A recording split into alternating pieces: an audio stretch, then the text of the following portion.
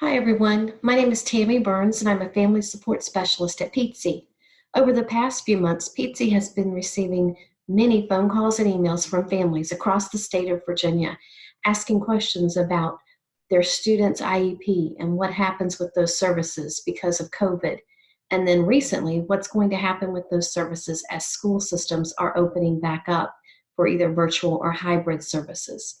So Peetsie developed this back to school planning guide for students with IEPs to help families walk through that process of thinking about their students' services and what questions they may need to be considering. So I'm going to take a few minutes and just quickly go through our back to school planning guide and give you a chance to really look at that and see what it is. So first of all, you'll see here on the screen, this is the first page of the Back to School Planning Guide, which is an overview of the whole guide.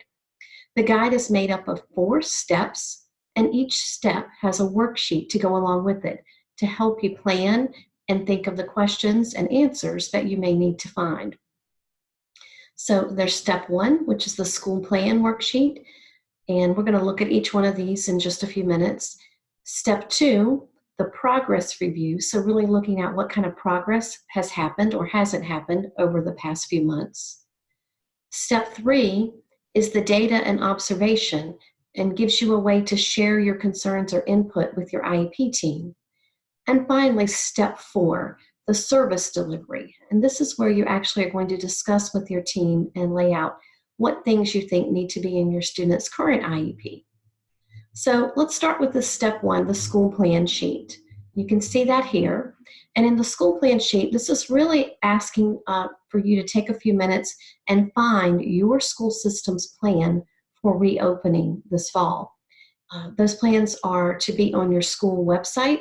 And if you cannot find it there, you can contact your school system and ask for that. But you really want to look through that plan and decide what is it saying and how does it affect my student? And so you see here we've given you some things to think about and different information pieces to collect, specifically around IEPs and possibly 504s, and then some questions that you really want to consider as you're looking at that school plan, especially things around attendance and reporting requirements, and looking at what is that plan saying that affects my child? A tip that we want you to remember as you're looking at that plan and as you're thinking about this whole process is that the Individuals with Disabilities Education Act, IDEA, did not change. You can still request IEP meetings, have IEP meetings with your team. Some of those may be virtual, however, but that doesn't negate the fact that you can continue to plan and work with your IEP team. On the back of each worksheet, you will see that we've given you a section for additional notes and planning so that you can keep up with contacts, emails, and questions that you may not have space for on the front. Worksheet 2 is where you're going to look at the progress review, and this is where you're going to actually start looking at your student's IEP itself. So you want to find your student's very most recent IEP and also dig back and find their most recent IEP progress report to compare where they were once, March, when we were in March and once COVID became a part of our lives. And then you're going to look at that IEP and you're going to dig through and see, what is the information we need to look at by looking at the present level of academic achievement and functional performance, that first part of the IEP, and seeing what it said, what data is there, what evaluations are there. Again, you may need the back of this sheet to document some of that information. You're also going to look at each IEP goal and see if there was any progress toward that goal or loss of that goal. And we've given you a way to start doing that here. You're going to think about what you saw since March and what type of wanted or unwanted behaviors, and by that not necessarily mean tantrum type behaviors, but what were they doing in reading? What happened in math since March? Communication, social emotional skills, which are so important. And then what did happen with behavior skills? Did you see behaviors improve, or did you see behaviors, new behaviors pop up? Again, you can use the back of this worksheet for additional notes. This part on the biggest challenges is really important to think about and note so that you can share this information with your child's IEP team. What are the biggest challenges that your family experienced during this time in terms of schooling? And think about, these things, poor internet, or the child's inability to complete the work or focus, or the parents working from home or out of the home, and how that all affects what's going to be happening in your school this fall. And then you want to take time to document what services were actually received during the closure time since March. What academic instruction did your student receive? What paper packets or therapy services, or what other services were received during this time? And document those here. You may also, some people will say, well, we didn't receive any services, and that's important to document here as well, if the services were not received. After you've done all that, you want to go to step 3, which is the data and observation worksheet. And this is where you're really going to dig down into the goals that are on the current IEP and find out and document what that goal said and was there any progress toward that goal. So first, you're going to look at those goals. You're going to look at the types of services that are in the IEP, related services like speech and OT, maybe PT. What services are there? So document those, what's currently on the IEP, and then what might be needed based on what you've seen. What's currently there needs no change. Maybe you feel like based on what's currently there needs to be an increase in that, or maybe there needs to be a technology piece that's added, or a different service altogether might be an option.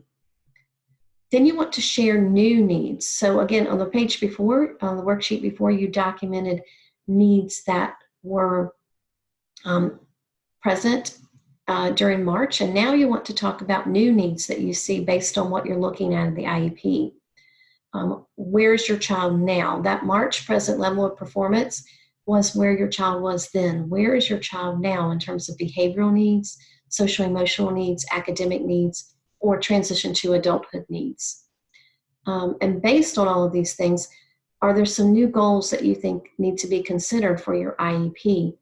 Are there things that were maybe not being addressed in the previously signed IEP but are now present in this child's life and need to be addressed as an IEP goal? And then finally, step 4 is the service delivery worksheet.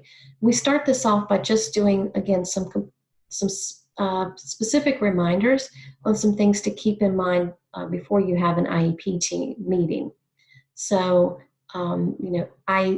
schools are providing services to students, then they are also required to be providing free appropriate public education, or FAPE, to students with IEPs.